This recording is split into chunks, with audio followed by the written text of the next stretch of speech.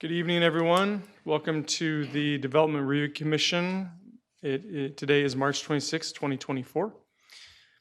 The Development Review Commission is created to hold public meetings and hearings to provide analysis and recommendations to the City Council regarding general land use policies and applications where the Commission has recommendatory power, and to render final decisions on specified applications where the Commission has final decision-making power, including but not limited to all aspects of a proposed and future development. The Development Review Commission recognizes that the creation of a desirable environment through the city for residents, businesses, and industry is a prime requisite for the interdependence of land values, aesthetics, and good site planning by promoting harmonious, safe, attractive, and compatible development that is therefore considered to be in the best interest of public health, safety, and general welfare. Any person aggrieved by a final decision of the Development Review Commission may file an appeal to the City Council within 14 calendar days after the Development Review Commission has rendered its decision. Development Review Commission recommendations to the City Council are not final decisions. Tonight with us from staff, we have Jeff Tamilevich, Ryan Levake, Michelle Dalkey, Diana Kaminsky, Karen Stovall, Jacob Payne, Lily Drosos, Lucas Jensen, Whitney Mayfield, Joanna Berry, and Jason Wolf. Tonight with us on the commission, on my right, Commissioner Larry Tom, Don Casano, Robert Miller, and to my left, Commissioner Joe Forte, Linda Spears, and Barbara Lloyd. If you are here tonight to speak from the public on any one of our agenda items, you will be given 3 minutes to speak. We have comment cards up here with Ms. Berry or in the very back. If you wish to speak, please fill out one of those cards and bring that up to Joanna Berry at the front here, and we will be happy to hear from you. Tonight on the agenda, we have in study session reviewed the agenda and developed a consent agenda. What we'll do with the consent agenda is vote on that, and those items will pass without hearing those specific cases. If you're here to comment on any one of those cases, which I will read in a moment, please get my attention, and we can pull that from the consent agenda. So for the consent agenda, I'd like to review that now, and then we'll get into our study session minutes. It's a long consent agenda. So on the consent agenda, we have item number 2, Roosevelt 11 Homes. Anybody here to speak on that one? Okay, seeing none. Item number 3, Rio Salado Lofts. Item number 4, Haas Residence. Item number 5, Soto Residence. You were here to speak on that? Well, no, I was here to verify if it was approved. So with that one will be on our consent agenda, and so that would pass with approval. Okay, item number 6 is Diablo Clubhouse expansion and site improvements. Item number 7 is Richardson Residence. Are you here to speak on that, or are you the applicant? Okay. Item number 10. So if you're the applicant, you don't need to get my attention at all. I only need your attention if you wish to speak on that in support or opposition of that tonight. Item number 10, Burciaga Residence. Item number 11, Keefe Joint Trust. And rounding out our consent agenda is the Tesla Collision Center. Okay, so those items will remain on our consent agenda. We will hear the other 3 cases that are on our agenda tonight. But to start, we will have a motion for the Development Review Commission study session and regular meeting minutes of February 27th, 2024. Can I get a motion? So move. Commissioner Tom has moved. Is there a second? Seconded by Commissioner Lloyd. All those in favor, raise your hand. Okay, and then we have Commissioner Casano and Commissioner Miller abstaining. They were not at that meeting and don't wish to vote on that tonight. So that those meeting minutes and that motion pass. All right, now I'd like to hear a motion for our consent agenda. Move to approve the consent agenda for 3/26/24. Okay, a motion has been moved by Commissioner Tom and Commissioner Miller has seconded. All those in favor, please raise your hand. Okay, and that passes unanimously. So thank you everyone who has come for one of those consent agenda items. You can stick around and hear the rest of the items, or you are free to go on with your evening.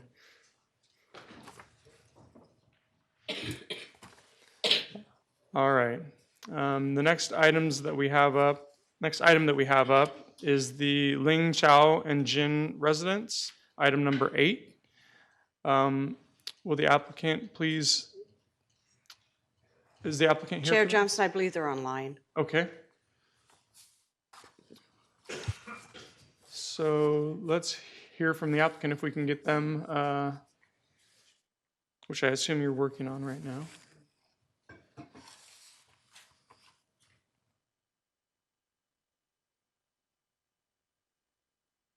Hear me? Yes, we hear you now. Perfect. And remind me quick, I will be presenting 2 of these. Which one was this? It flashed up on the screen quick. The Lin Chao and Jin residence, item number 8. Okay.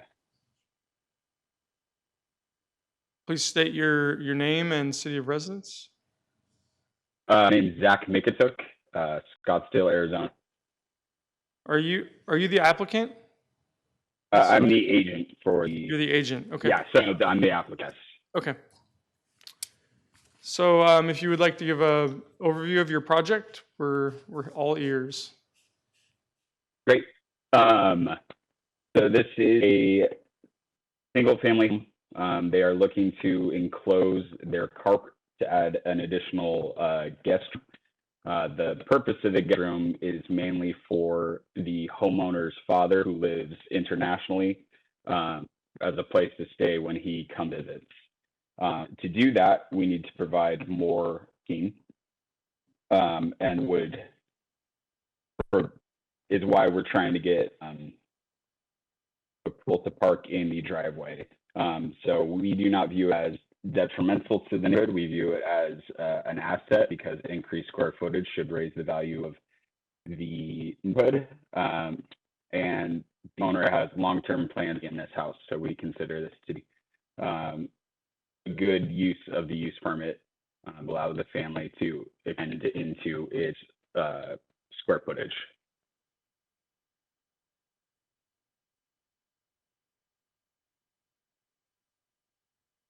Okay, and does So, that? yeah, I'm not sure what you would want.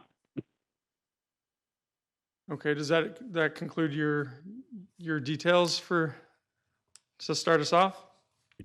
To start, yeah. Okay. Okay, any questions for the applicant? No? Okay. Okay. All right, so Ms. Mayfield, if you would like to give us the staff report.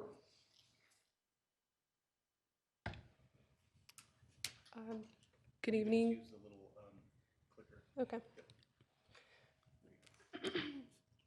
Good evening, Chair and Commissioners. Whitney Mayfield, Planner 1, City of Tempe Planning Division. This is a request for a use permit at 1727 South Schaefer Drive. It is located at the southwest corner of 17th Place and Beck Avenue in the Park Manor subdivision. Oh, sorry. And it is zoned R16. All right, the residence currently has 4 bedrooms and 3 bathrooms. The applicant is currently going through building review for the conversion of the storage room east of the carport to 437 square feet of additional living space. They're also converting part of the covered patio to add a second living room and an office that will provide internal connection to the fifth bedroom in the residence. So you'll see in the circle, that is where that fifth bedroom will go. And then right below it is the internal connection of the second living room and the office. And this request is to allow one parking space in the front yard building setback, which you'll see demonstrated in this site plan. And then here are the elevations. Again, where the work is taking place is going to be right behind the carport, so there aren't many changes that you can see in this elevation. And then here are some photos that were submitted for context of where the work will take place.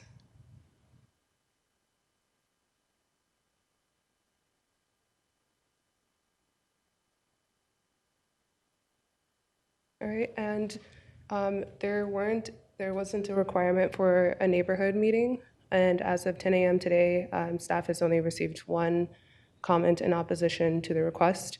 Our recommendation is to approve the request, subject to the standard conditions of approval, and as well as a unique condition of approval to sign a covenant that would restrict the use of the addition, which I'll actually go back to the addition.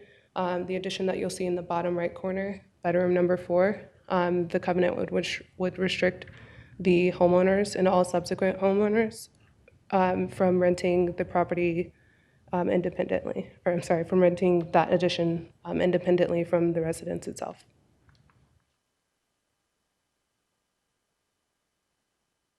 And then these slides are just the standard conditions of approval. And I'm open to any questions that you may have. Just real quick, I wanted to make note that we did receive some additional comments here tonight that aren't included in the staff report. Is that right, from public comments? Chair, that is for the next project, the project that is ending in 29, so PL 20029. The ones that I see in front of me say item number 8 for this project. That's the one, that is the only comment that we've received for this Okay, project. so this is in addition to the staff report, or this was included in the staff? No, that is what's been included, or that's probably not in the staff report, but that Okay. is the only comment that has been received. Okay. Okay, questions for staff? Commissioner Spears? How do you enforce the requirement that it not be rented separately? If they're renting bedrooms out, for instance, if they're renting to 5 different people, how do you enforce that this will not be a separate rental? We do have, I'm sorry, Commissioner Spears, we do have the requirement of the covenant to be signed that would require that the residents be rented completely together, and that none of the addition itself that has been made or any of the rooms be rented independently. So we have that covenant there. And if they violate that, what's the penalty for doing that?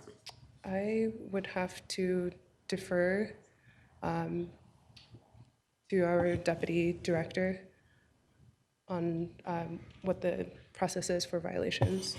Yes, Mr. Chairman and Commissioners, I agree with Whitney. If Mr. Levesque could confirm that, the enforcement mechanism for that?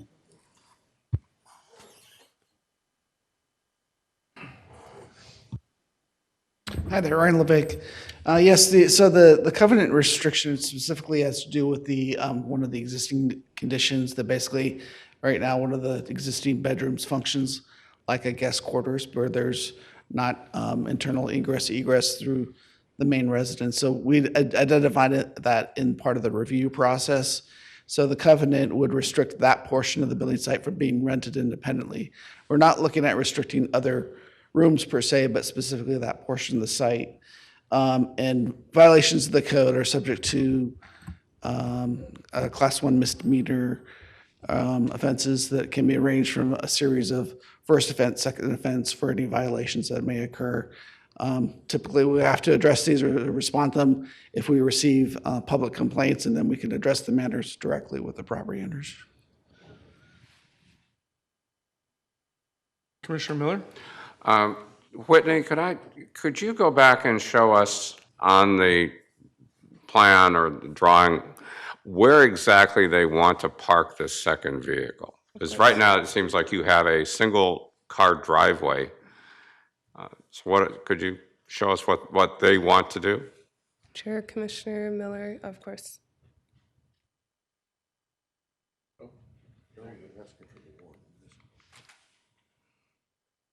So you'll see one of the required spaces will be met in the existing carport, and then the second space would be in the front yard setback, which is the driveway.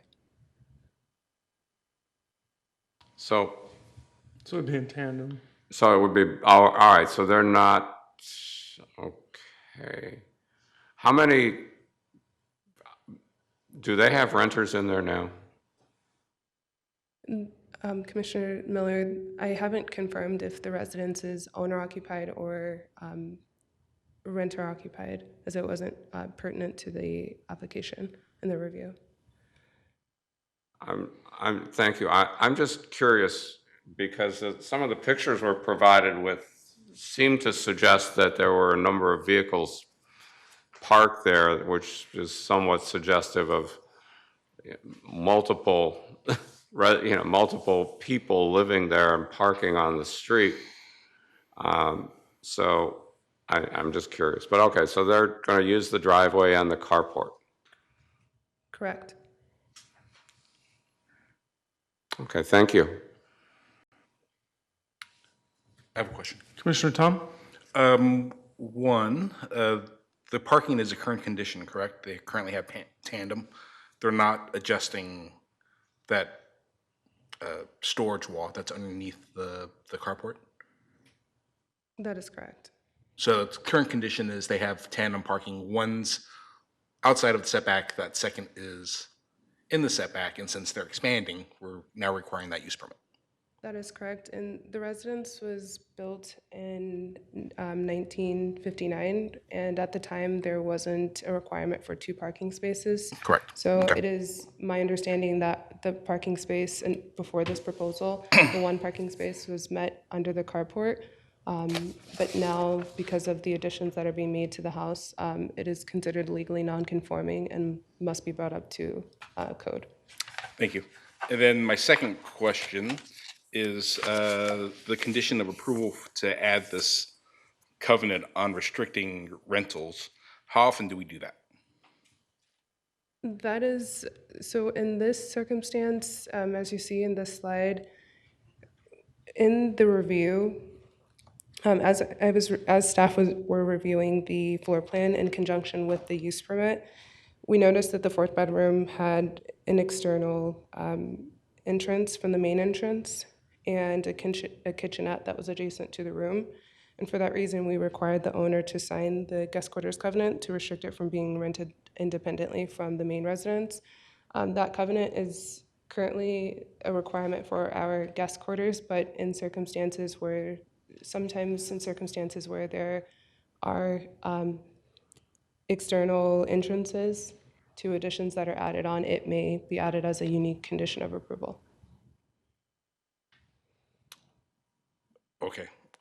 So, but we typically don't add that to a single family internal bedroom unit, correct? If this was a brand new building or a brand new house, we had 5 units or 5 bedrooms, we typically wouldn't add that condition on a home. That is correct. It's typically a covenant that is signed under the condition of a guest quarters. But in this case, or in other cases, it may be added if there is external, if there's an external entrance that is where, for an example, there is internal connection, but on the plan that you see, or I'm sorry, the floor plan that's presented here, you also see external entrances to that 4th bedroom. And Mr. There's- Chairman, oh, pardon. Sorry, I don't see the external entrance. If I can use the mouse. Yeah, it goes into the covered patio. So there are two So where it doors. says laundry and kitchenette, that space there, there's doorways that go into the covered patio area. I'm looking at page 272. If you hit present, the present button, Yeah. All right, let me get to that one then.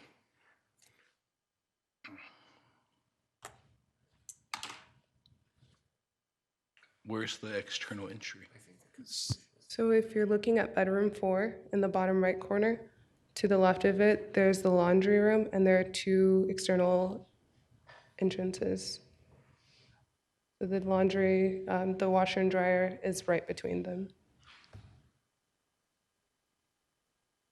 so conceivably, they could close up that door, the one door that would connect them from the main residence, and that would be a completely separate living space from the main house. I mean, conceivably, they could do that.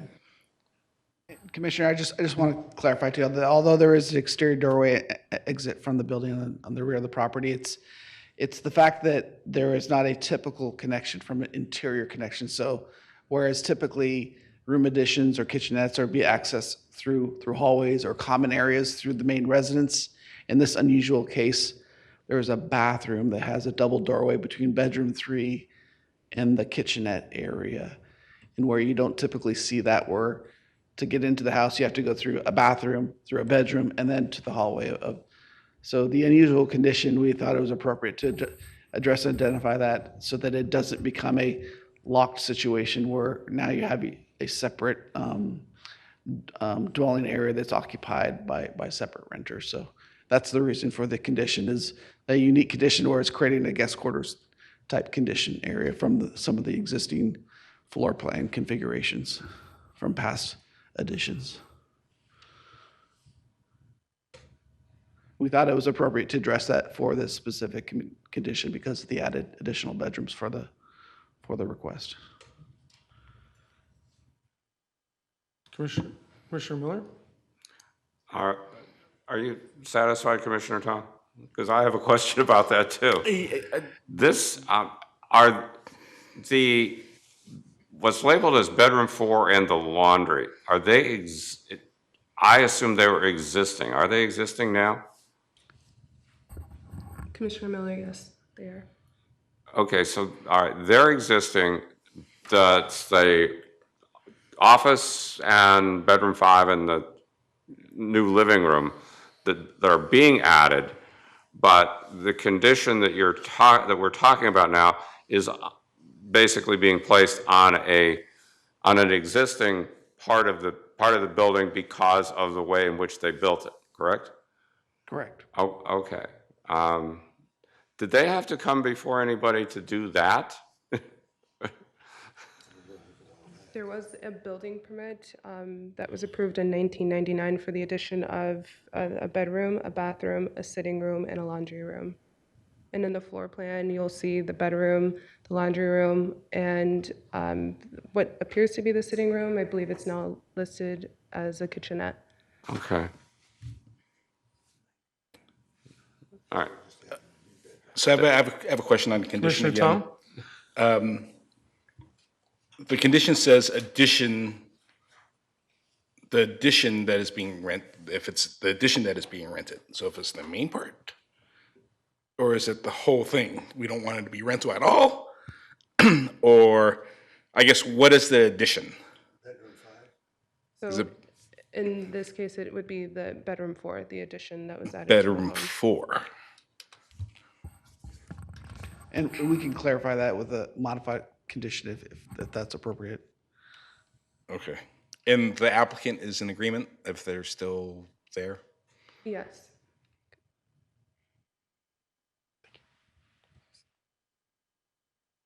Okay. So Commissioner Miller? just to clarify, so with that condition, you can rent the whole place, but Rent 5. you can rent all 5 bedrooms and everything else to an entity, a person, ostensibly, but you can't rent just that one portion by itself and then occupy the rest of it. That's right. Commissioner Yeah. Miller, You that is can't do it correct. yet. If the ADU passes, then you could do it, possibly. Because it's a, Yeah, that's what that condition would prevent that from occurring, I would imagine. be a deed restriction, so Mhm. we can't do it. And wouldn't an accessory dwelling unit have to be detached? Yes, it does, doesn't it? That's, I think it has to be. They can be attached or detached.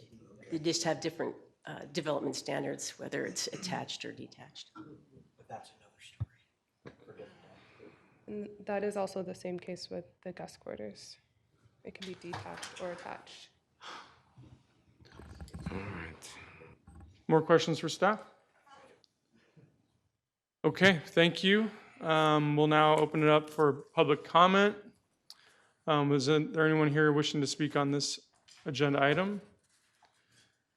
Okay, seeing none, we will close the public comment period. All right, we'll move into commission discussion, or I would. Chair Johnson, I believe the applicant wanted to respond. Oh, okay. Happy to have the applicant respond. Can you hear us? Yes, I can hear you. Yeah, I wanted to add some clarity to what's being discussed. The only work being on the house is the enclosure of the storage room to a bedroom, an additional living room and office. The master bedroom or bedroom or whatever, that is all previous permitted and did not have that stipulant at the time given to it. Obtaining this use permit is required to add that addendum or do this, that is fine. But it basically doesn't apply to work that's being done. Just asking for an additional parking lot, basically.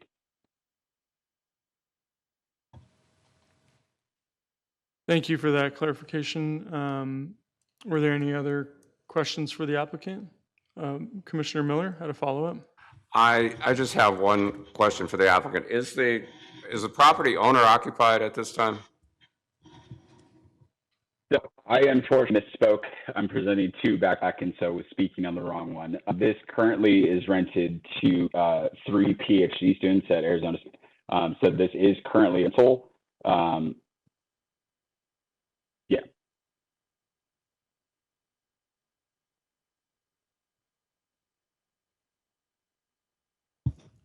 Other But the questions? overall, this is just to raise the home value.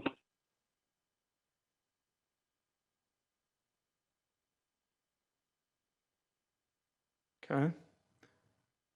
So updating the presentation you made earlier. Okay. Any other questions for the applicant? Okay. Oh, Commissioner Miller? I'm sorry. That's It okay. just struck me. So it's currently rented to 3 PhD students, and do any of them have a parent who's coming from a foreign country to live with them? No, I misspoke. Will be for the next presentation. Since he has the rule that no more than 3 non-related adults can live in a dwelling, the homeowner has followed that rule, and there are only 3 non-related adults living in the house at rental. Okay. Okay, thank you for the additional information and the clarification. Any other questions for the applicant? Going once? All right, thank you again. Okay, we'll move back to commission discussion, or I entertain a motion.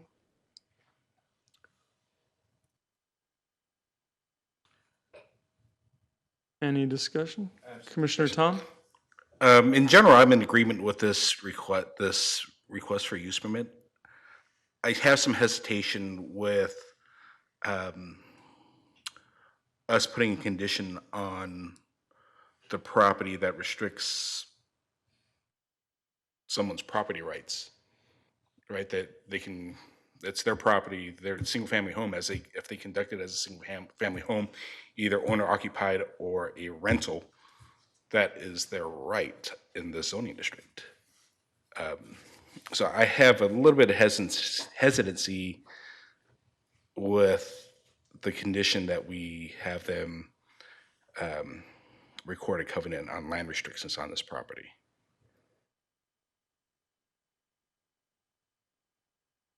Point of clarification, Mr. Commissioner Chairman. Casano? We're only really voting on the use permit to allow one required parking space. We're not voting on all the other stuff, are we? Well, there's a condition of approval yeah. included Right, on I that, but know. yes, it is for one But- parking but space. That's really what we're looking at. That other thing has been agreed already. Yes. We are only really voting on the parking. So that's our jurisdiction right now on this item. If they want to put a covenant into the thing, and that's fine, that'll be part of it. But we're not voting on all of that. That's already been discussed between the applicant and the city. So the only thing So I that- make I a think- motion is to add, to grant the use permit for one parking place. That's all we're going to be voting on. Am I So, correct? point of clarification, the deed or the restriction is part of the conditions of approval? Is that Yes, correct? that is a staff recommended condition of approval. Okay. So we are voting on that as part of the project tonight, yes. Just want to get clarification on that. Yeah. Commissioner Spears? I agree with Commissioner Tom. I don't like the idea of having a covenant there. I don't know how it will be enforced. And in fact, when the accessory dwelling unit guidelines are set, this would probably be a perfect location for that. And I wouldn't want to, I mean, it's the city's objective to have that type of non-standard housing, if you will. So I would agree on that.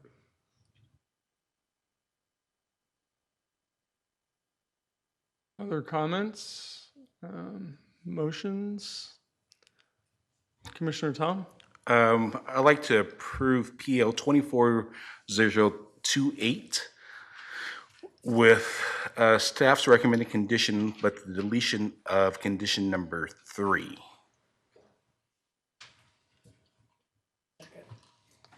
Okay, there's a motion from Commissioner Tom with a removal of one of the conditions of approval, condition number 3. Commissioner Spears has seconded that motion. So let's take a vote. All those in favor, please raise your hand. Okay, those opposed? Okay, so that motion passes with 2, Commissioner Miller and myself in dissent. Okay. Still have the applicant online? Yes. All right, item number 9, we have the Zhao and Feng residence. So if the applicant would like to present this item to us, I believe this one is related to a traveling father. Yes, thank you. So kind of already have given this presentation, but this is a request to include the existing carport, which would change where the parking is located on property into the front setback. So the use permit is a request to still park on the property itself, but enclosing that carport to allow an additional dwelling space, raising the property value of the house and therefore the neighborhood. And that's it. Okay. Any questions for the applicant on this one? Okay. If Ms. Mayfield would like to present for her staff? Chair, Commissioners, this is a request for use permit at 1837 East Loma Vista Drive. It is located at the southeast corner of Loma Vista. Move the microphones a little bit Of closer course. to you. Yeah, just have some room for you. Thank you. And that table elevates too. There's a button on the side that will raise that up.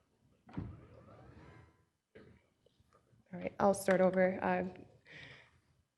Chair and Commissioners, this is a request for a use permit at 1837 East Loma Vista Drive. The site is located at the southeast corner of Loma Vista Drive and McClintock Drive in the Alameda Meadows subdivision. It is also zoned R16. And the residence currently has 4 bedrooms and 3 bathrooms and an office. The applicant is currently going through a building review to convert the carport into 288 square feet of new livable space, thus dissolving the carport where the 2 parking space requirements were met. And this request is to allow 2 required parking spaces in the front yard building setback. So in the slide that you see, this is the existing floor plan. And then with the addition to the home, brings it where the 4th bedroom is located is essentially where the addition will go. And then going back to the site plan, you'll see where the addition takes place, in which the applicant is looking to enclose the carport to turn that portion of the house into the livable space.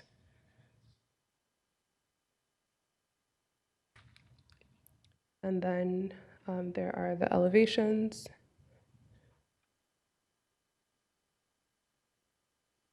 And some context photos. So you'll see in the top right, that is where the carport is and where it will be enclosed.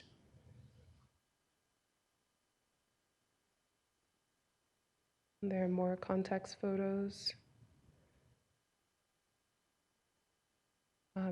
Similar to the prior application, no neighborhood meetings were required. And as of 10 a.m. today, staff has received 7 comments from individuals in opposition to the request and 1 comment in support. Staff's recommendation is to approve it, subject to standard conditions. There are no unique conditions of approval for this one. And here are the standard approval criteria. And I'm open to answering any questions that there are about this application. Questions for staff? Commissioner Spears? I just want to clarify where the additional parking spaces are. Is it using the existing driveway? That is correct. And so they will not be using the entire front yard that they've gravelled? That is correct, Commissioner Spears. So the 2 parking spaces, this is a request for the 2 parking spaces to be in the driveway. And I'll actually show exactly where it is with the context photos.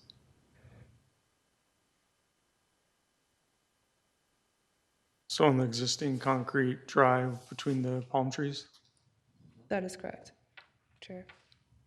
Thank you. Other questions? Commissioner Lloyd. Lloyd, sorry. So, thank you. If we did not approve the use permit for this parking, could the applicant still move forward with the construction? Could they still get a permit to build that bedroom? I believe when the applicant was going through building review, the parking requirement is what held up them from being able to move forward, because this home, similar to the previous home, was built before the requirement for the 2 parking spaces.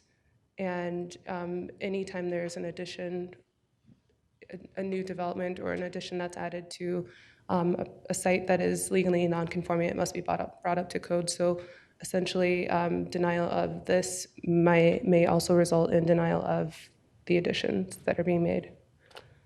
And the only reason I have a different set of feelings on this is because we've gotten so much, the only reason I have a different kind of set of opinion on this is because we've gotten so much public comment about disruption that already exists in this neighborhood based upon, multiple residences within, one house or one dwelling unit. So I guess I was just trying to think through the process of if we deny the use permit for parking, that denies their ability to add on the bedroom, period. Commissioner Lloyd, that is my understanding. Thanks. Commissioner Tom? So that would deny them the ability to enclose the carport into a bedroom, or they could add additional square footage to the back? I didn't see their lot coverage or anything on this, on their site plan, so I don't. Do you know that? So if they kept the carport, which is the required 2 spaces, correct? Correct. And they added addition to the back, would it be allowed?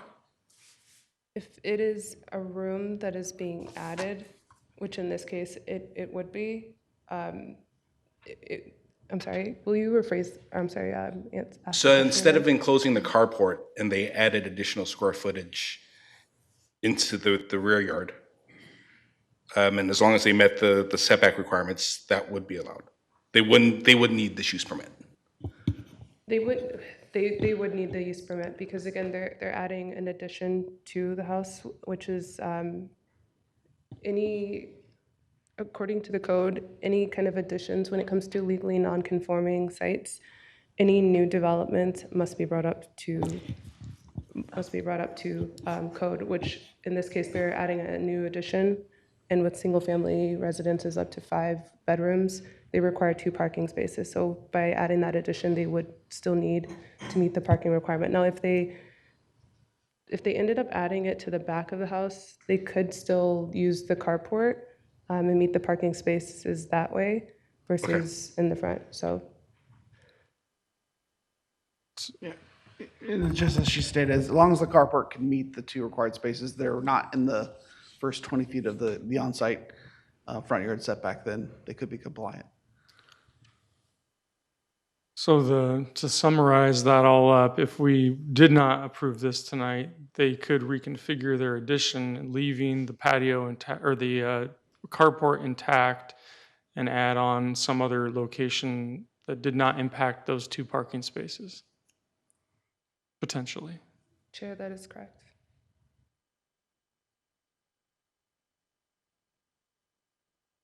Other questions for staff? Okay, thank you. All right, we'll open up the public comment period. Was there anyone here wishing to speak on this item from the public tonight? Okay, seeing none, move on to commissioner discussion. We don't have anybody online? Just the applicants. Commissioner discussion or a motion?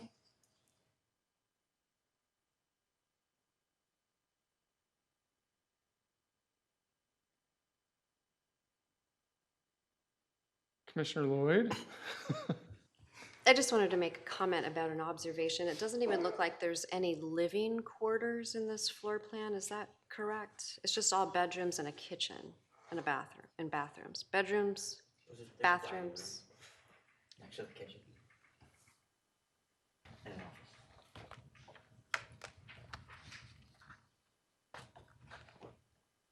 I'm just trying to think about the practicality of this floor plan. Yeah, there's a large That's living the room. other one. Oh, yeah, that is yellow. That is the other one. Apologies. Right, there's just an office and bedrooms. Oh, the office, okay. I'll go to the previous.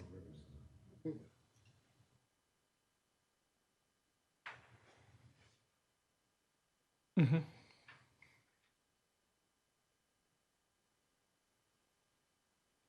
Because I guess my kind of feeling on people adding on to homes is I agree with the applicant is to add value, add living space because we only have so much area to build on. So I commend people that invest back into their property to add more livable space.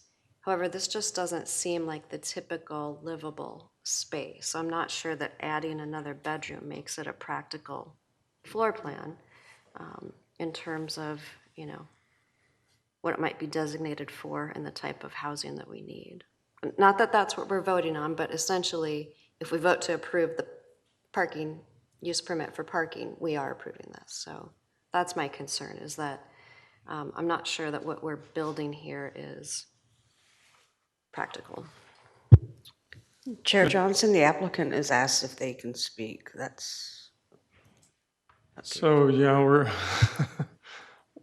we've heard from staff, so if they would like to give a brief comment, we're happy to hear it. Sure.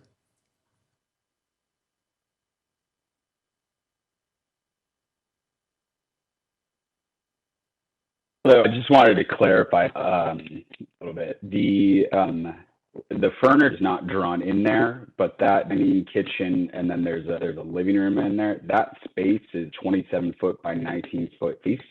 From a drawing, you might not get the full of that is a substantial open space that the living is done in the house. But there is a couches, tea kind of set up in that kind of section, and it makes sense. The other thing I wanted to kind of raise was the comments. I don't know if you had to review all of them. Objecting to this were more in the vein of we want to see large investors come in and rent this property out to more people. That's not the intent or purpose of the current homeowner. This is going to be their home for the future. So even adding an additional bedroom in the backyard won't address the objections that were raised by the neighbors. This is the simplest and most cost-effective way for the homeowner to add value, is enclosing that carport because there's already a roof over it. So yes, could design one in the backyard. It has a higher cost and doesn't address the concerns of the neighborhood. Very good. Thank you for that comment. Yeah, I agree. It's not a. It does look like just a lot of bedrooms and one. It is that is a large kitchen, so one large living area for everyone who, one large common area for everyone who lives there. Not typical, but I don't necessarily have any major objections to it myself. But Commissioner Miller? Just a question, and this is probably for the applicant. The area that's designated as the office, is that a home office for the owner? Is that someplace that he actually works out of, or that he just happens to use? I mean, that's fine. Many of us have home offices, so. Yeah, it functions as his home office.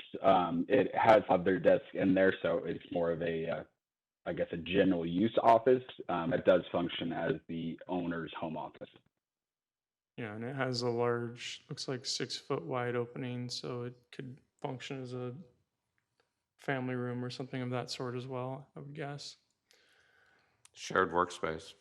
Sure.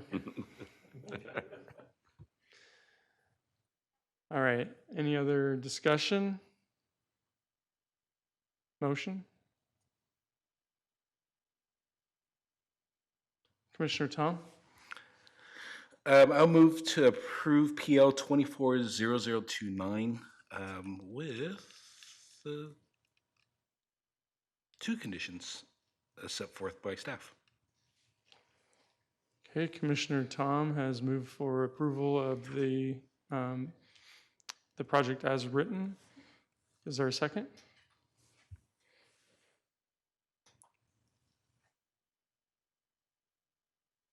I second it. Commissioner Forte seconded. All right, all those in favor, please raise your hand.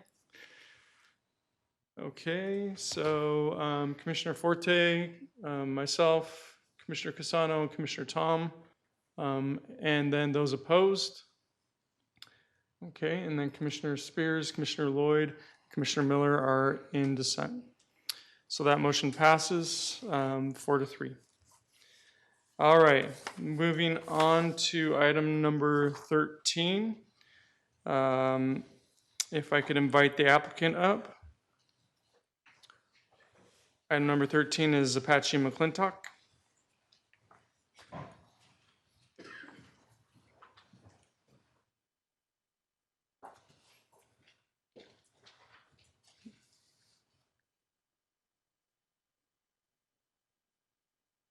Maybe take a short recess? Is that what I'm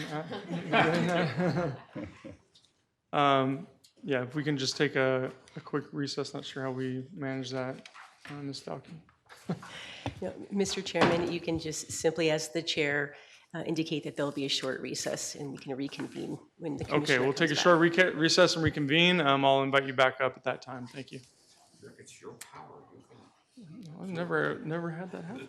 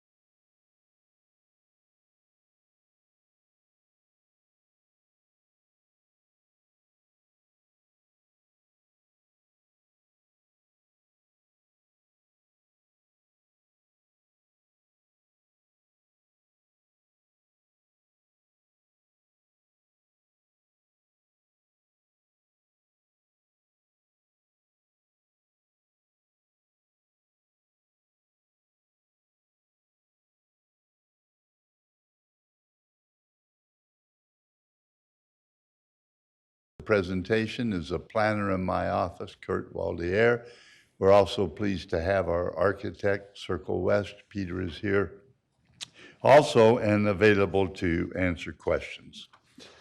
The site in discussion today consists of approximately 2 acres at the northwest corner of McClintock Drive and Apache Boulevard. Advantageously located, and you will hear this perhaps ad nauseum tonight from me, but is the proximity to the Valley Metro Light Rail Station at this intersection. Therefore, as you can see on the aerial, the current condition of the property today is not emblematic of a pedestrian-friendly, transit-oriented development that would complement and support the light rail station. In fact, it's just the opposite.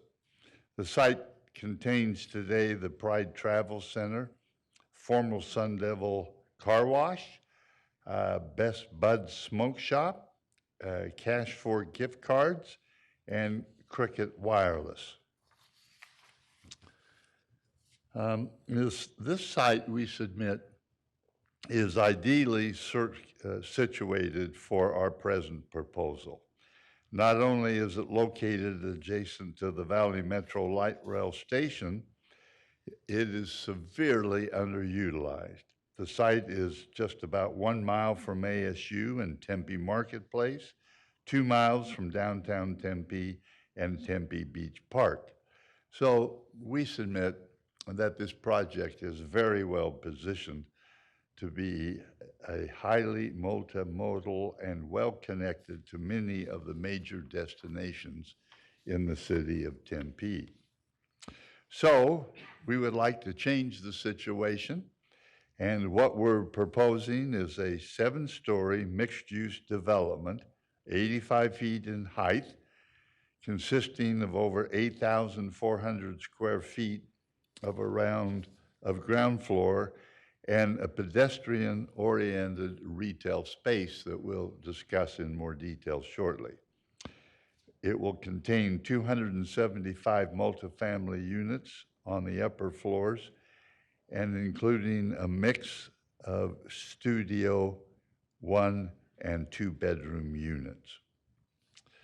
The building incorporates a very distinctive biophilic design, which includes both horizontal and vertical landscape, thank you, elements. This is very well pictured in these elevations. We've got all the elevations here in front of you. And we're providing a vertical green wall facing concerning traffic along Apache, as well as additional prominent landscaping elevated on the upper floors of the building. So the landscaping is basically throughout the building and throughout the project. We submit that this design creates a unique identity and interest to the building while providing visual relief from the urban fabric along the Apache corridor. It's important as we reason together that we focus on this point. Even with the 7 stories in height, we maintain compliance with the building height step-back provisions in the city's development code. Staff confirms this in their staff report. I quote, "This development will help attain several objectives of the general plan, including seeking balance and compatibility of new land use development within established neighborhoods." Another quote from the staff report, "The development approximately mitigates transitional impacts on the immediate surroundings." We took great care to qualify for that statement in the staff report. A little bit about the project. The ground floor retail is very unique, and it's along both Apache and McClintock. It's designed to be flexible and dynamic to meet a variety of future community needs and support small local businesses. The retail is highlighted by the main lobby that will feature a variety of small vendors surrounded by a central common seating area and gathering space with co-working opportunities. Very unique concept, but a good one, and we think makes this unique project even more compatible. We provide you with 2 examples of how this concept works. One is called the Fairground in Austin. That is on my left. I'm not sure if it's on your left. It's labeled so you can see which one is the one in Austin. The other one is the Maven Hotel lobby in Denver, Colorado. This marketplace environment will provide an affordable place for a variety of small retailers. They can come and grow and scale their businesses and concomitantly establish a unique and exciting destination community. We've also designed the fitness center in a unique way along Apache. It doubles as a residential amenity and also is a space that can be rented to health and fitness professionals to host classes, studios, or other programs, making it available to the public. Basically, it will be via a virtual app and such as a class pass for the general public to join and participate. Additionally, we're proposing a 2,000 square foot restaurant space and dedicated outdoor seating, which will help engage and activate the public realm and create a more exciting pedestrian experience. As a highly multimodal community, this retail will be easily accessible by walking, biking, transit, rideshare, and contains 2 decks of structured parking with access from both McClintock Drive and Apache Boulevard. The structured parking, parenthetically, will be completely hidden from public view. We will also install, as was commented at our work study session with you earlier, the conduit and capacity for EV units. We will begin with 5, but we will basically provide enough so that we can always have sufficient on an as-needed basis by providing the conduits for the entire facility. Staff supports these parking ratios, and the staff report again pointing to the existence of the light rail. Quickly, let's look at the elevations. I think it's important that we emphasize, we have been working on this project for a year and a half. We have had four formal site plan reviews, and we have made a lot of adjustments to get where we are today. That was commented on in the staff report, and the staff report gave you 20 different major, not just minor, but major adjustments that we made to this plan to make it compatible with your general plan and with the staff direction we were giving.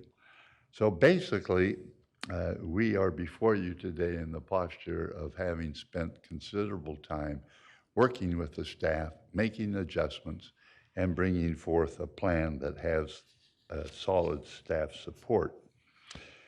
We've also incorporated significant material and color changes in response to the feedback from both the staff and the neighbors. This includes lighter colored materials to reduce how dark the building appeared, and generally incorporating lighter colored building materials at the building projections and darker building materials where the building recesses to better accentuate the articulation of the building and create more visual depth. We also have pulled the parapet on the north and west sides of the building back approximately 10 feet to give the building an appearance of a shorter building. We're before you tonight with basically 4 requests. Let me briefly summarize them. 1, we're asking for a minor general plan amendment to the 2024 general plan. However, this request is now moot, as it's no longer applicable since the project is fully compliant with the recently ratified 2050 general plan update, as we will review in more detail on the next slide. 2, beyond this, we're also requesting a zoning map amendment from commercial shopping and service to mixed use. 4, to actually bring the zoning into compliance with the newly ratified general plan. Thirdly, we're asking for a PAD, planned area development, overlay to modify the parking standards, which is basically to implement the proposed urban code district for Tempe's urban core. This urban core district supports a maximum parking standard within the transit corridor of 0.65 parking spaces per bedroom and a standard of 1 parking space for 400 square feet on the retail area. We also will be providing a copious amount of bicycle parking in excess of 280 secured bicycle spaces on the project. And then lastly, we're asking for a major development plan review. A quick word about the general plan compliance. This project is completely in compliance with the newly ratified 2050 general plan. The previous need to modify the old plan was simply to deal with density. That's no longer necessary because the 2050 plan which covers the subject property is designated for mixed use urban core that allows densities of north of 65 units per acre. So this is exactly what we're proposing, and we come before you in the posture of completely complying with the new general plan recently ratified and adopted. We're also consistent with the Apache character area plan. I won't go through the details, but the staff makes the same comment in their report. Staff also notes in their staff report that this project meets the approved criteria for the 4 individual items we are requesting, and with findings that the plan is in the public interest. That plan also conforms with the general plan, as noted earlier, and additionally, in your packet is a letter we received, a very strong letter of support from the Citizens for a Vibrant Apache Corridor. We met with them, and they also attended, many of their members attended our neighborhood meeting. So, in closing, let me briefly summarize. This is a severely underutilized site located strategically by the light rail station. It is a highly multimodal community, ideally located closely to ASU, Tempe Marketplace, downtown Tempe, and Tempe Beach Park. We're providing over 8,000 square feet of flexible pedestrian-oriented retail. Our design is an integrated biophilic design that softens the urban fabric with a copious amount of landscaping. We have both horizontal and vertical, which is, I think, very well demonstrated in the elevations we've presented to you. We're consistent with the general plan. We meet all the criteria for a zoning amendment, a planned area development overlay, and development plan review. And we're here with a strong support from the very prominent Citizens for a Vibrant Apache Corridor. Lastly, I see some smiles developing when I say lastly, we are in complete agreement with every single one of the staff stipulations. So that concludes our presentation. Be happy to answer any further questions. And again, our architect from Circle West is here and also available. Any questions for the applicant? Okay, thank you for the presentation. We may call you back up after public comment period, right. but appreciate it. Just let me know if you need another break. I'm happy to come. I will. When you approach, I'll let you know. All right, Taking thank you. another break. Thank you. And then Ms. Stovall for staff.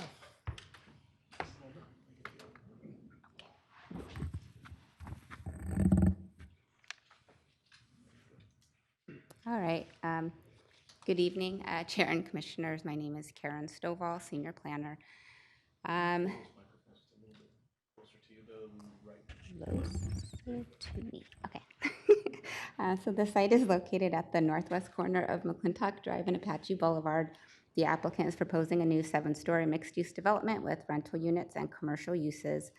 The applications include a zoning map amendment from CSS TOD to MU4 TOD, a new planned area development to establish development standards for the project, and a development plan review for site plan, landscape planning, and building elevations. As mentioned in the study session, a general plan density map amendment was submitted, but with the passing of the General Plan 2050, it is no longer necessary. The project will contain 275 dwelling units at a density of 138 dwelling units per acre. Unit types include studio, 1 and 2 bedrooms. The PAD proposes a maximum building height of 85 feet, a maximum lot coverage of 73%, and a minimum landscape area of 16%. 207 vehicle parking spaces are proposed, which is 103 spaces less than what's required by the current TOD overlay. The applicant has submitted a parking analysis to support that reduction. The plans propose a 7-story building with 1 driveway on McClintock and 1 on Apache, both leading to a 2-story garage. I'm trying to summarize this. The residential amenity space is located on the 3rd floor and is wrapped by the building. The project also proposes a bicycle storage room, dog wash, and dog run in the northwest corner of the site. The plans provide for 16% on-site landscaping, which includes 12% at grade and 4% on the third floor.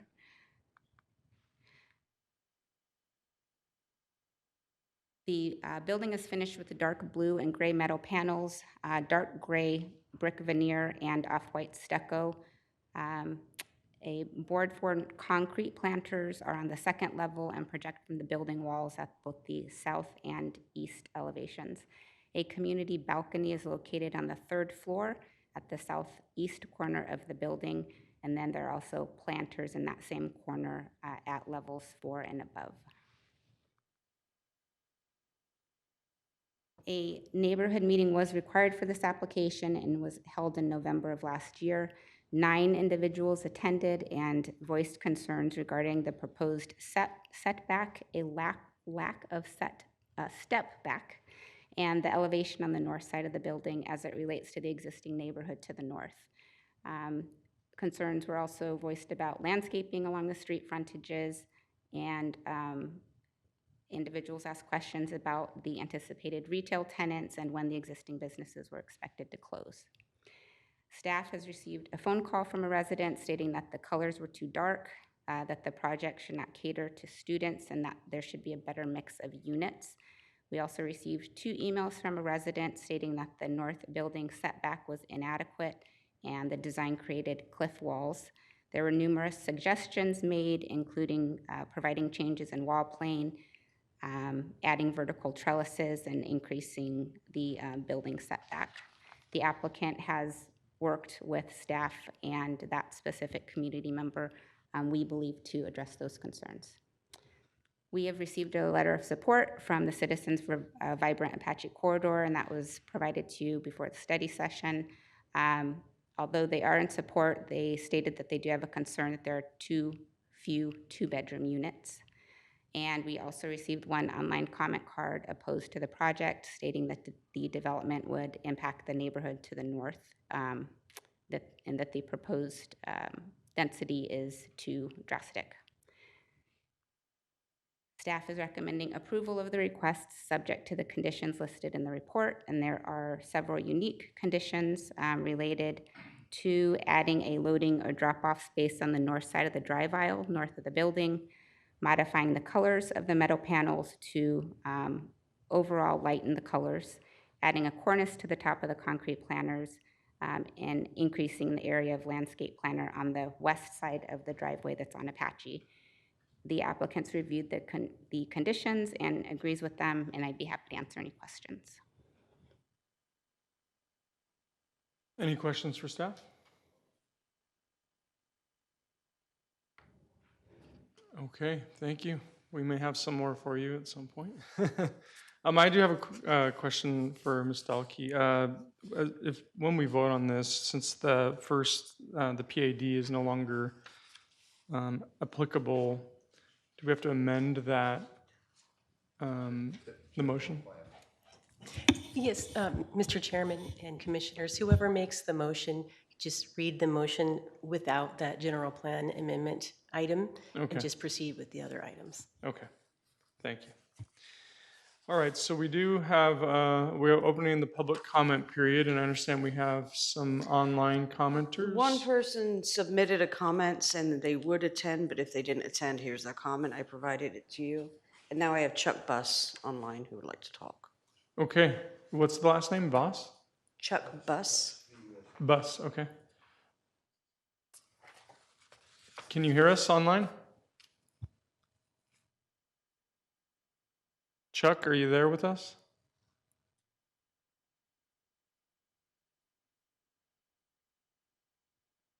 Hello? Hello. Can you state your name and city of residence, please?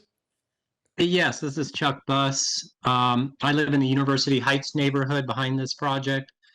I've been a resident there for about 35 years. I'm also the head of the University Heights Neighborhood Association. As Mr. Gilbert mentioned, there was a neighborhood meeting in November, and I expressed concerns about the cliff wall appearance of the project. I did work with him and his architecture team in a subsequent meeting and some emails to try to alleviate the sheer 7-wall look of this project. I'm actually the one who suggested dark colors and recessed masses and light colors and projecting forms of the building, which would be a very inexpensive way to break up the facade of the building.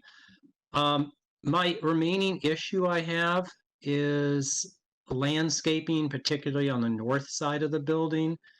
I'm sorry, before I go on with that, I also have to mention I'm a member of CVAC, the Apache Development Group that did send in a letter of endorsement. So anyway, back to the issue I still have that has not been worked out totally. Landscaping. Mr. Gilbert has indicated he'll give trees every 30 feet instead of every 60 feet on the west side. On the north side of the building, which faces our neighborhood, most of which is a historic district, by the way, he has agreed to put 4 trees on a portion of the north side of the building next to the dog run area. The remaining 60% of the north side of the building, I had proposed metal trellis at the property line. He's saying staff doesn't like the idea. Basically, this project was designed so intensely that the only landscaping area on the north side of the property is the 8-foot public utility easement, which contains an underground gas line, and that's the only landscaping area there is. Therefore, trees cannot be planted at the very northern edge of the property. My most recent suggestion was to have metal trellis on the north side of the building, which the developer is already planning to do on the south and east sides of the building. They refer to it as the vertical green wall. So at this point, all I'm really asking for is that they do something similar by creating a vertical green wall on the north side of the building facing the neighborhood. Otherwise, we will be looking at a very stark 7-foot project wall, building wall that's only about 60 or 80 feet away from duplex properties and 226 single-family homes. So that's the only comment that I would like to make, that I would love to see as a condition of approval, that the vertical green wall treatment on the south and east sides would also be extended onto the north side of the property to soften the look that of the project towards the neighborhood. Great, thank you for your comments, Mr. Buss. Sure. Were there any questions for Mr. Buss? All right, well, thank you for your input and appreciate you providing us your comments.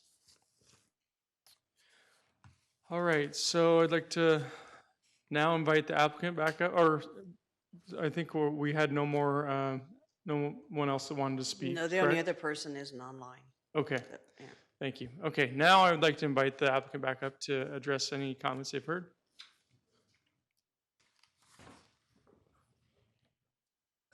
Thank you. We really tried to accommodate these concerns. I mean, we put the landscaping on the south and east. We increased the landscaping, but that's a real difficulty for us to extend the landscape metal trellises on the north side. And I think the person that's more qualified than I to address that concern is our architect, Peter with Circle West. I'm going to have him pronounce his last name. I've been working on it for a year and still have trouble. So, Peter, you're up. Good evening, everyone. My name is Peter Koliopoulos, Circle West Architects. See what I mean? That last name's not easy. Very happy to be here. So the overall massing, specifically on the north elevation, is taken in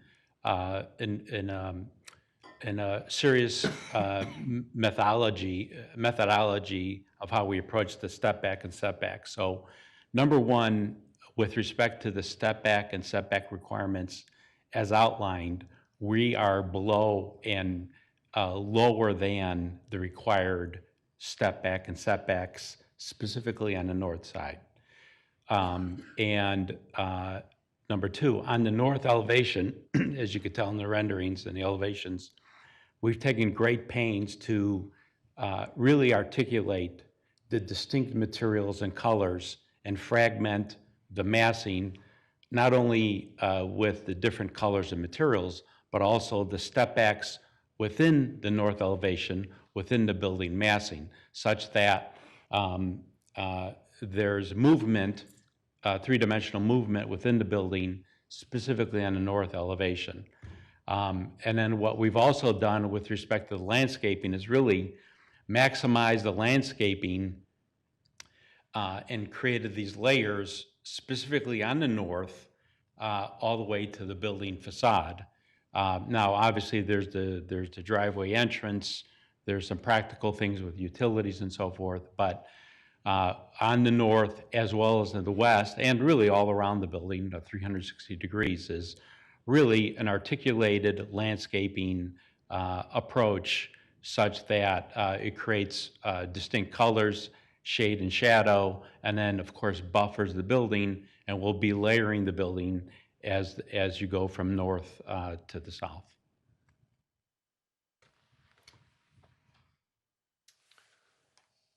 Questions for the applicant? Commissioner Lloyd? Thank you, Chair. I don't know how to have you guys look at the slide I'm looking at. It's the north perspective of your material and finish schedule. And this is relative to, Which presentation? Staff or applicant? it's staff's, I think, whatever is in our packet. Okay. What page is it? 424 of our packet, it's attachment 60, page 3 of 5 of the, I don't Have know. it? Nope. There It's you go. the north perspective. I'm just gonna go through it, you tell me when it looks right.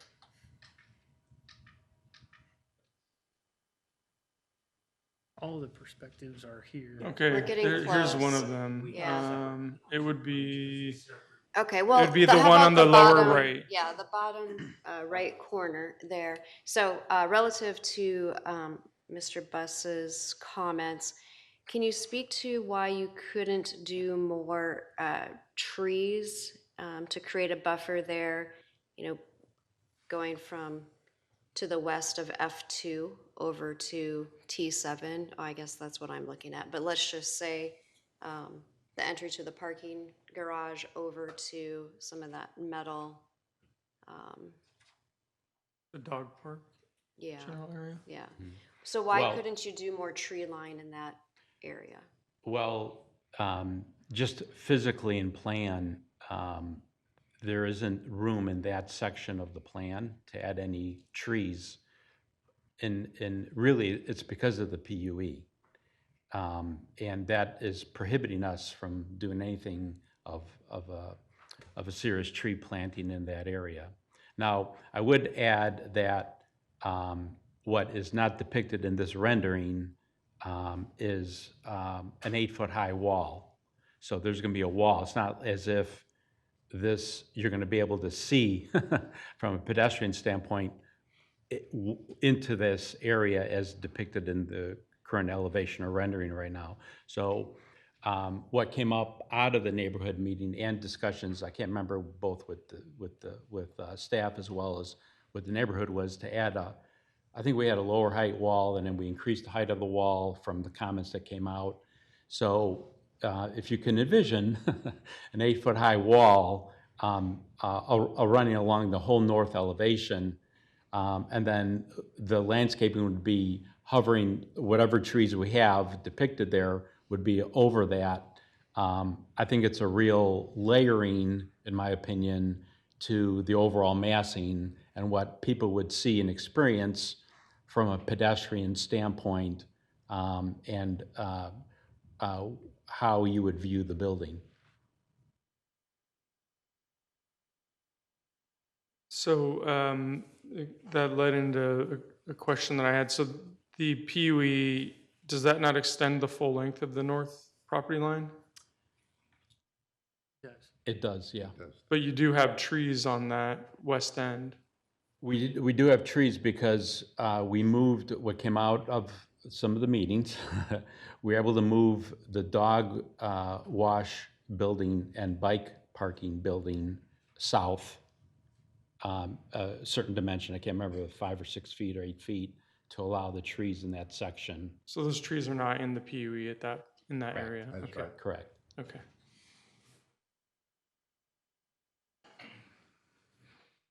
Commissioner Miller. Okay, I'm staying on this perspective that we've been talking about and envisioning this 8-foot wall that's going to be there without trees on it. So I go back to Mr. Buss's comment about a kind of fortress appearance, and that, given the proximity of the neighbors to the north elevation, it is a little bit concerning because it's not a very soft look, at least at this point. And I did really appreciate on some of the other elevations where you did have that green wall kind of effect. So explain to me why you can't do that here on this elevation, on the north elevation. Well, given the framework of the building and how we addressed the vertical green wall, if you will, on the southeast corner, physically, we couldn't introduce that type of element on the north elevation, just given the layout and overall design of the building, the scale of the building, what we're trying to do with the building from a systems standpoint. We just couldn't physically fit that in that part of the building. I'm not sure I understand why you couldn't. You just say you physically can't, but why can't you? Is it structurally that you can't do it, or? Well, it's partly it's structural, but also partly is that it would really diminish the overall efficiency of those floor plans and where those residences lie in plan relative to the overall layout. And that wouldn't be the case on the southeast corner? Well, that's because the way we addressed the overall design, every elevation, every view of the building, that particular corner we addressed in the beginning of how we laid out the building from a design standpoint, and where that vertical garden is on the southeast corner.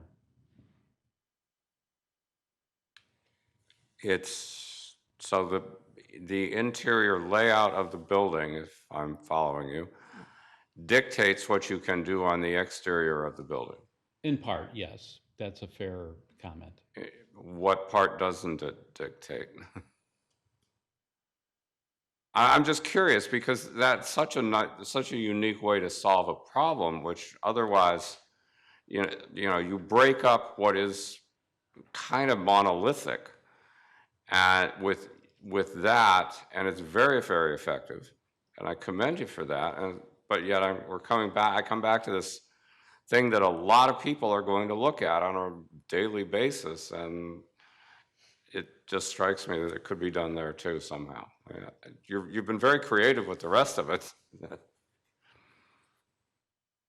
but I'm sensing that you're not amenable to that idea. Well, we appreciate your thoughts, and I'd go back to what we were communicating earlier, is that and all the codes that are applying here, we're very conscious of all those codes, and we're very conscious of the design of the north elevation. We're as proud, for whatever it's worth, we're as proud of the north elevation design as we are of any aspect of the building design overall. We're not viewing, in no way do we view the north elevation as inferior to any other elevation. There's a hierarchy to the overall building design, and we are below the step back and setbacks requirements as outlined by far. That was one of our first criteria when we started to lay out the design.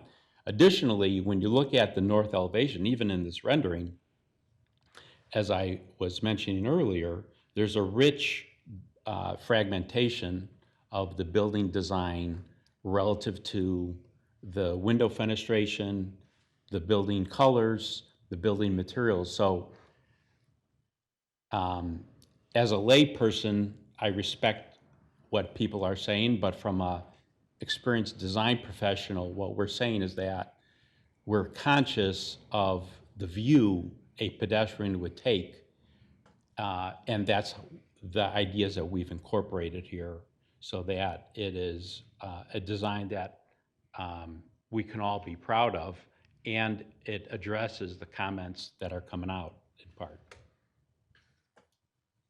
So if I could follow up on that a little bit, the trellis element, is it as simple as putting a mesh on the side of the building, or is there a lot more to that element? Yeah, there'd be a lot more just than putting mesh and having vines grow up it. Right, so that's not what you're depicting here, the green wall element, the garden wall element, that's not just what that is. Yeah, right. That's that has layering of architectural three-dimensional details, and then there's a lot of programming from a functional standpoint as far as drainage, irrigation, the type of plants we have, the trees that we have, the articulated architectural details. So there's a whole host of things that go into that part of the building design in that area. Okay. Commissioner Tom? If we go page 404, which is the landscape page. 404. I don't have that. Oh. This is a different, I don't have what you have. Okay. So I'm not sure what image, what, are you looking for an image? It's the landscape plan. Here? That will work, I think. That's the only image that looks like. Yeah, so we have the trash enclosure, which is, I think, S15. Okay, let me go to it. Is there a way that we could move that down to match the dog run and bike area? And then you can plant additional trees along that north property line? And if not, could you plant trees in the landscape area between the trash enclosure and the building? So so what's the question exactly? So you accommodated the 4 trees on that northwest corner? Yes. By moving the dog run and the bike area down? Yes. And I'm assuming that line probably matched up with your trash enclosure in your initial design. It did. Is there a way to move that trash enclosure down to match that line, and then we can add additional trees there? Unfortunately, we cannot. Okay. And why is that? And then the second question is, can we put trees in the landscape area between the trash enclosure and the building? Okay. The reason we cannot move that's a trash compactor, and it's surrounded by a wall, 8-foot-high wall, is because of the truck criteria for accessing and removing all that. We need honestly, we need every square inch to make that work functionally. So it'd be too close to your electrical enclosure? Yes. Okay. Yeah, exactly, in part. Now, your second question, can we add trees between the refuse enclosure and the building? Is that correct? Probably yes. Okay. And then everywhere else from the trash enclosure out to McClintock, we have that PUE issue where we don't have enough room to put trees. Yeah, correct. Okay. If you're asking if we're willing to add trees in the area, you're indicating that we would do that. Okay. Sort of asking, but since you offered. Yeah. Okay, thank you. We can do that.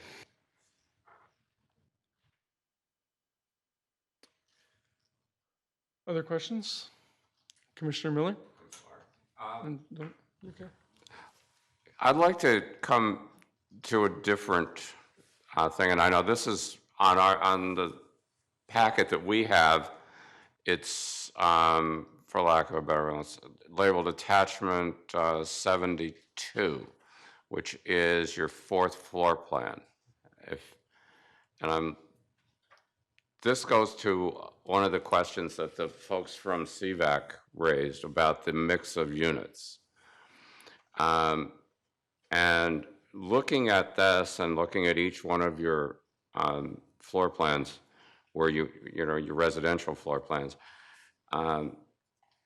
you've got a lot of units that are either going to be occupied by an individual or possibly a couple, like a one-bedroom unit or a studio unit, and then you've got a few two-bedroom units they're in there. And just looking at the floor plan strikes me as it looks like a dormitory, quite honestly. Is there a way, or was this an economic decision to bring this particular mix? Does it tie to the target market you're looking at? Could you comment on that? Commissioner Miller, we are not targeting students on this project, and that's actually part of the reason we have more studio and one-bedroom units. It's because students, because they have less disposable income, they typically like to bunk together in 2-3-bedroom apartments from our experience. So we actually are targeting more of the working professionals who are looking for their own privacy, their own room, and that type of demographic. That's why we have more one-bedroom and studio units.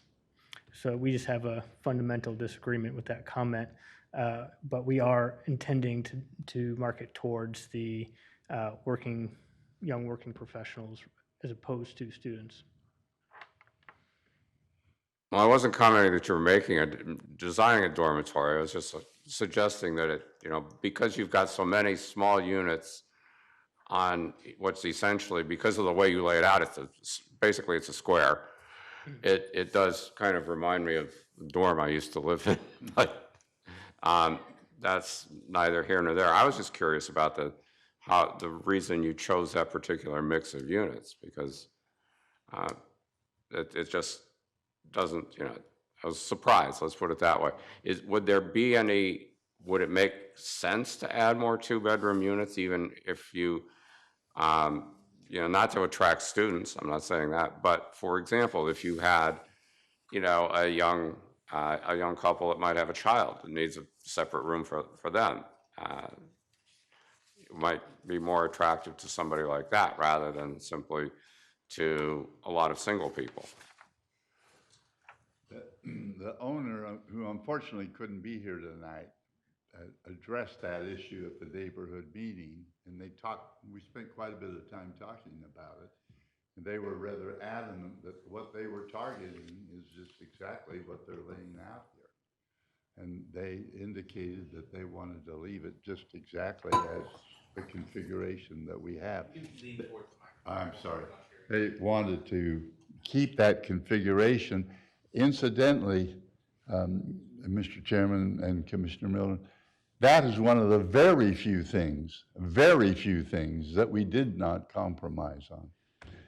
Basically, the staff report indicated some 20 major compromises we made. That's one that the owners did not feel comfortable making a compromise on. I was asking more for information. I don't think I was necessarily considering putting a condition on there that you have to have a whole lot more two-bedroom units. All right, well, good, I'm glad to hear that. Thank you. I wouldn't go anywhere anyway, so. But I do have a couple more questions, which maybe tie into what you're talking about there. Your required parking.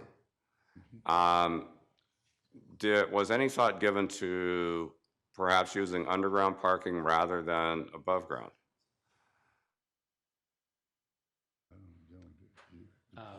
Our original plan, we'd never considered any underground parking just because of, the costs associated with all that.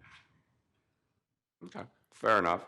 Also, parking, you have a plethora of bicycle parking.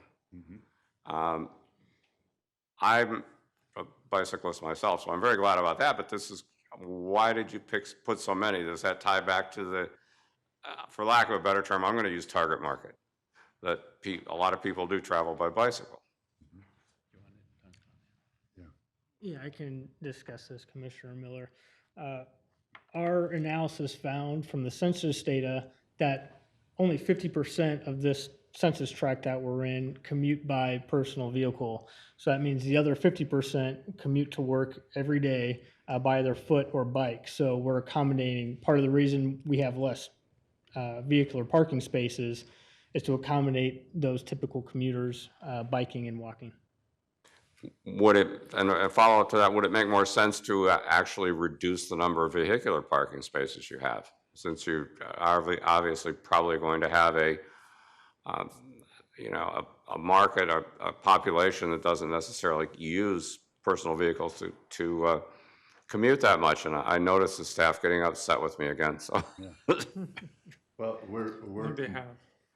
we're complying then, and I know it's not an adopted code, but we're complying with the urban standard there. And so we felt comfortable with that ratio. Okay, all right, thank you. Commissioner Lloyd.